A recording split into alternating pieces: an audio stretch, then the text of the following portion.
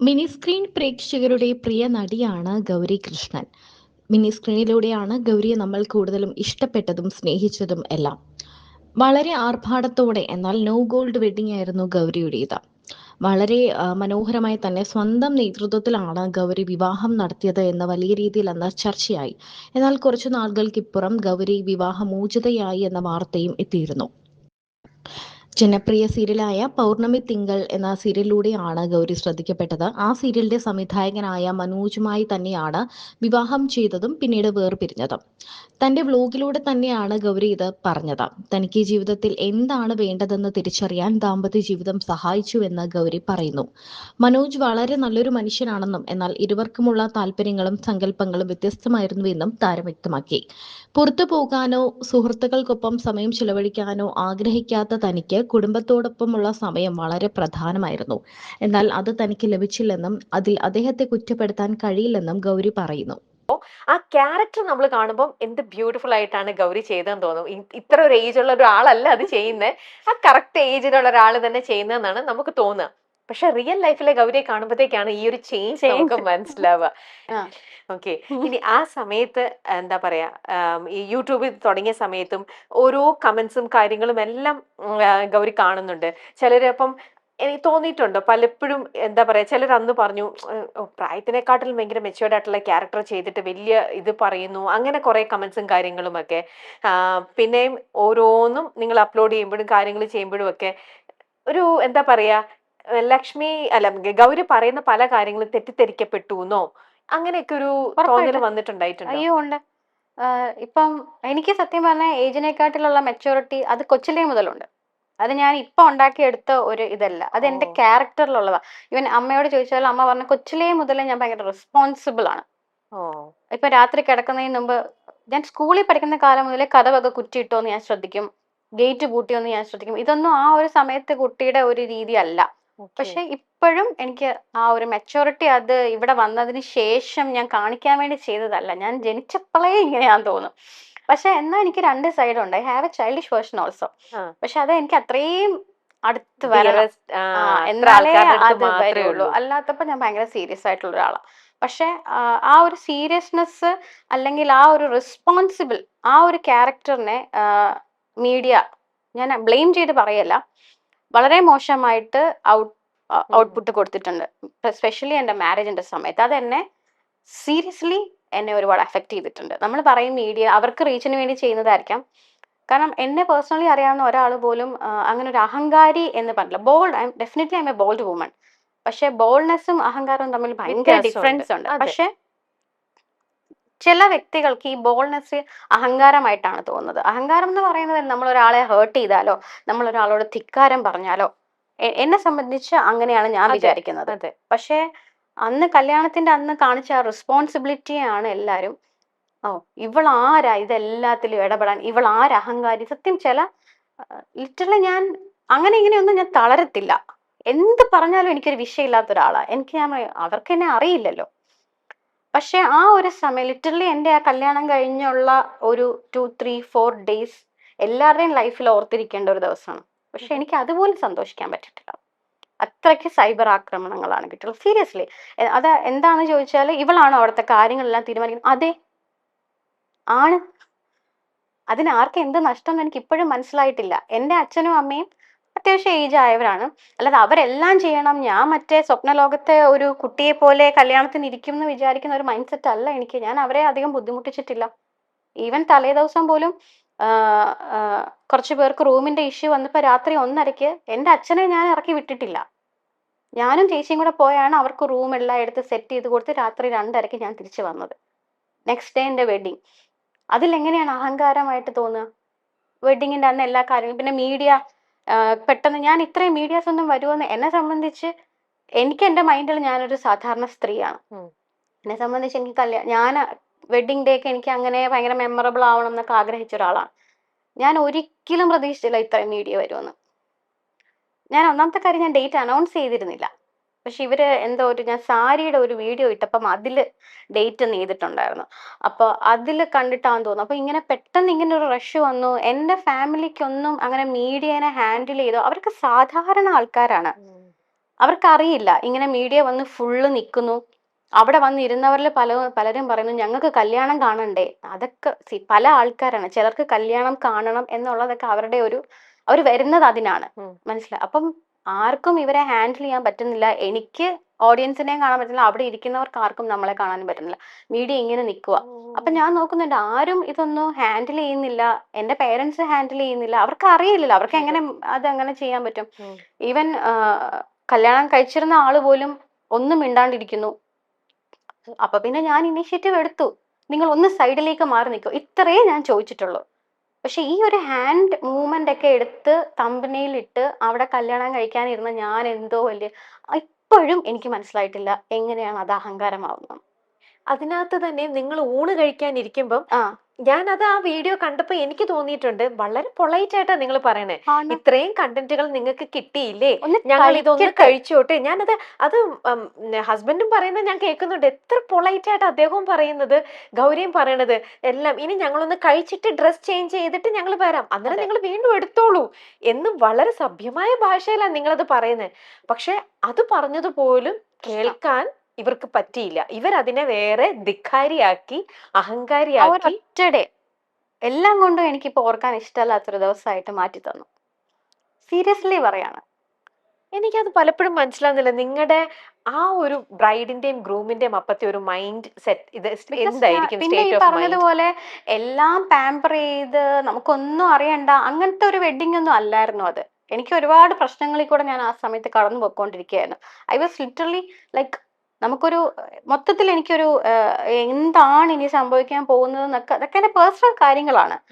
But still എന്റെ ആ ഒരു മാനസികാവസ്ഥ പോലും സത്യം പറഞ്ഞാൽ എനിക്കത് ഓപ്പൺ അപ്പ് ചെയ്യാൻ പറ്റത്തില്ല, എനിക്കത് മീഡിയയോട് പറയാൻ പറ്റില്ല. എന്നിട്ട് അതുകൊണ്ടായിരിക്കാം ഒരുപക്ഷെ ഞാൻ ചിരിച്ചില്ലടി, കൊച്ചിന് ചിരിയില്ലേ. ശരിക്കും പറഞ്ഞാൽ കല്യാണത്തിനൊക്കെ ചിരിച്ചുകൊണ്ട് നിൽക്കുന്നത് എനിക്ക് അറിയില്ല. എന്റെ തലയിൽ കൂടെ പല കാര്യങ്ങളാ ഓടുന്നത്. അതൊക്കെ ഒരു പ്രശ്നമായി. ഞാൻ ശരിക്കും എനിക്കപ്പം മനസ്സിലായി, എല്ലാം ജനറലൈസ് ചെയ്യുന്നില്ല. സമൂഹത്തിന് വേണ്ടത് ലൈക്ക് ഒന്നും എന്താ പറയാ, സ്വന്തമായിട്ടൊരു തീരുമാനം എടുക്കാനോ സ്വന്തമായിട്ടൊരു കാര്യങ്ങൾ നടത്താനോ ഒന്നും കഴിവില്ലാതെ ഈ മാസ്മരിക ലോകത്ത് ഇങ്ങനെ ഒരുങ്ങി നിൽക്കുന്ന ഒരു ബ്രൈഡിനെയാന്ന് തോന്നുന്നു അവര് ഐഡിയൽ വുമൺ ആയിട്ട് ചിത്രീകരിക്കുന്നത്, അല്ലേ? എനിക്ക് അങ്ങനെ ഫീൽ ചെയ്തു. ഒരു സെലിബ്രിറ്റി ആവുമ്പം നമ്മളൊരു ഫേക്ക് പേഴ്സണാലിറ്റി ആവണം അറ്റ് ടൈംസ് എന്നപ്പോ തോന്നുന്നുണ്ടോ? ഉറപ്പായിട്ടും അല്ലേ? ഉറപ്പായിട്ടും. എനിക്കറിയാം എന്നേക്കാൾ വളരെ അഹങ്കാരികളായിട്ടുള്ള പലരും വളരെ നല്ല ഇമേജിലാവും. ഞാൻ ഒരിക്കലും എനിക്കൊരു കുറച്ചൊരു ബോധം വന്നേ പിന്നെ ഞാൻ ഒരാളെയും ഹേർട്ട് ചെയ്യാത്ത ഒരാളാണ്. ഞാനത് ചെയ്യുന്ന ഒരു കാര്യം ഞാൻ ചിന്തിക്കും, ദൈവം അത് മറ്റൊരാളെ ഹേർട്ട് ചെയ്യുമോ എന്ന് ഞാൻ ചിന്തിക്കുന്ന ഒരാളാണ്. എൻ്റെ കൂടെ വർക്ക് ചെയ്ത ഒരാളും പോലും പറയുമെന്ന് എനിക്കറിയില്ല ഞാൻ അഹങ്കാരിയാണെന്ന്. എന്നെ പേഴ്സണലി അറിയാവുന്ന ഒരാൾ പോലും പറയത്തില്ല. ഞാൻ മാക്സിമം അഡ്ജസ്റ്റ് ചെയ്ത് ഏതെങ്കിലും ഒരു മൂലയിൽ കൂടെ പൊയ്ക്കൊണ്ടിരിക്കുന്ന ഒരു മനുഷ്യ സ്ത്രീയാണ്. പക്ഷെ അന്ന് എനിക്ക് മനസ്സിലായി കുറച്ച് സ്ഥലങ്ങളിലൊക്കെ നമ്മളായിട്ട്, പക്ഷെ എന്നെ കൊണ്ടത് പറ്റുമെന്ന് എനിക്ക് തോന്നുന്നില്ല. എനിക്ക് റിയലായിട്ട് നിൽക്കുക എന്നുള്ള അല്ലാതെ എനിക്ക് ജീവിക്കാൻ പറ്റില്ല. സ്റ്റിൽ എനിക്ക് പറ്റില്ല. മറ്റുള്ളവരുടെ ഒരു പീപ്പിൾ പ്ലീസർ അല്ല, മറ്റുള്ളവരെ തൃപ്തിപ്പെടുത്തി അവർക്ക് വേണ്ടിട്ട് ജീവിക്കാൻ പറ്റൂല. ഞാൻ അവരെ ഉപദ്രവിക്കില്ല, അവരെ ഇഷ്ടത്തിന് ഞാൻ ജീവിക്കാൻ വിടും. പക്ഷെ എനിക്ക് എന്റെ ഇഷ്ടങ്ങൾക്ക് ജീവിക്കണം, അത് എനിക്ക് മസ്റ്റാണ്. അല്ല, ഞാനത് കണ്ടപ്പോ വിചാരിച്ച മീഡിയ കല്യാണത്തിന്റെ സമയത്തും അന്ന് അങ്ങനെ വന്നപ്പോ തന്നെ മീഡിയക്കാരുടെ അടുത്ത്, അതായത് സെലിബ്രിറ്റീസിന്റെ, നിങ്ങളും ഒരു സാധാരണ മനുഷ്യരാണ്, നിങ്ങളുടെ ഉള്ളിലും പലതരത്തിലുള്ള ടെൻഷൻസും ഫീലിങ്സും വികാരങ്ങളും പലതും പോകുന്നുണ്ടാവാം.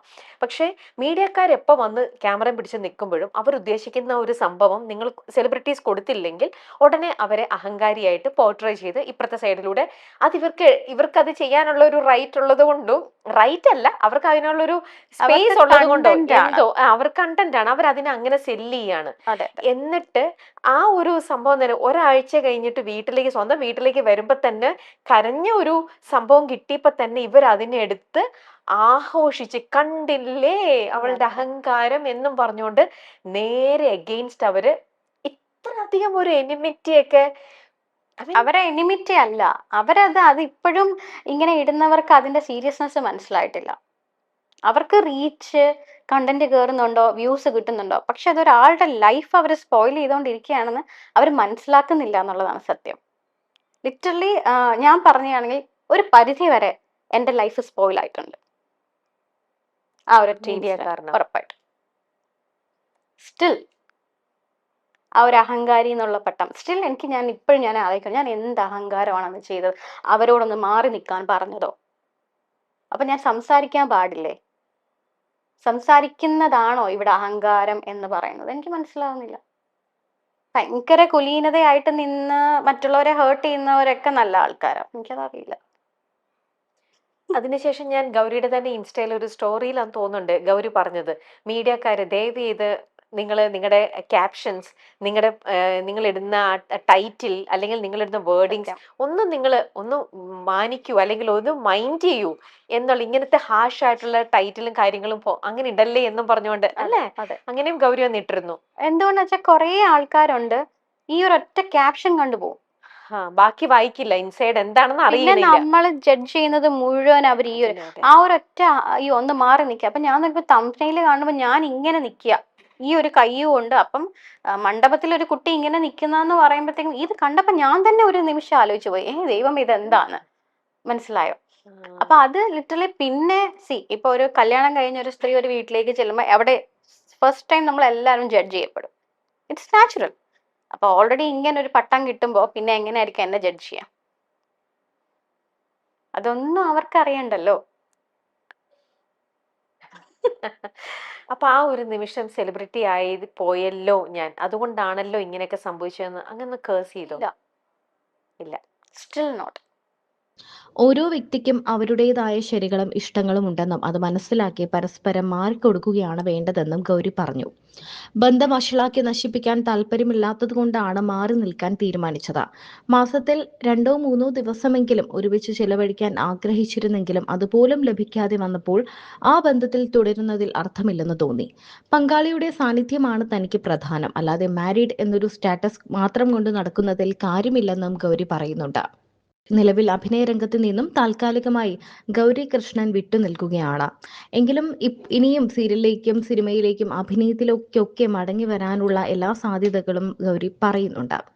മിനി സ്ക്രീൻ പ്രേക്ഷകർക്ക് വലിയ സ്നേഹമുള്ള, വലിയ ഇഷ്ടമുള്ള താരമാണ് ഗൗരി. ഓരോ വ്യക്തിയും ഓരോ രീതിയല്ലേ, അദ്ദേഹം അങ്ങനെയാണ്. ഓരോ വ്യക്തിക്കും ഓരോ തരം ഇഷ്ടങ്ങളുണ്ട്, ഓരോ തരം അവരുടേതായ ഇഷ്ടങ്ങളിലൂടെയും രീതികളിലൂടെയും തന്നെയാണ് എല്ലാവരും ജീവിക്കുന്നത്. അതുകൊണ്ട് ഇനിയൊരു ജീവിതം തിരഞ്ഞെടുക്കുമ്പോൾ ഇതൊക്കെ നോക്കി മാത്രമേ തിരഞ്ഞെടുക്കൂ. ഒരുപാട് കാര്യങ്ങൾ പഠിക്കാൻ പറ്റി. അദ്ദേഹം വളരെ നല്ലൊരു മനുഷ്യനാണ്, അതിൽ തനിക്ക് തർക്കമില്ല.